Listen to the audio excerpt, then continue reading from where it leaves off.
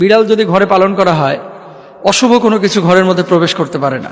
বিড়াল পালন করলে যে রহমতের ফেরেশতা ঢোকে না। বিড়াল পালন করলে জিন ঢুকতে পারে না। মোহতারাম, বিড়াল পালন করা এটা জায়েজ কিনা এবং ঘরের মধ্যে বিড়াল থাকলে কি কি লাভ, আর বিড়াল যদি কোনো কিছুতে মুখ দেয় তাহলে কোনো ক্ষতি আছে কিনা। আমরা সম্প্রতি দেখেছি অনেক আলেম ওলামা ঘরে বিড়াল লালন পালন করেন। খুব ইম্পর্টেন্ট একটা বিষয়, বিড়াল নিয়ে কৌতূহল শেষ নাই। বাংলাদেশে অনেক আলেমের ঘরে আমি বিড়াল দেখেছি এবং আপনার আশপাশের অনেক ভাই বোনের বাড়িতে বিড়াল আছে। কেউ কেউ বলে থাকেন বিড়াল যদি ঘরে পালন করা হয়, অশুভ কোনো কিছু ঘরের মধ্যে প্রবেশ করতে পারে না। বিড়াল পালন করলে জিন ঢুকতে পারে না। বিড়াল পালন করলে আবার কেউ কেউ একটু বাড়ায়া বলে যে রহমতের ফেরেশতা ঢোকে না। মিথ্যে কথা।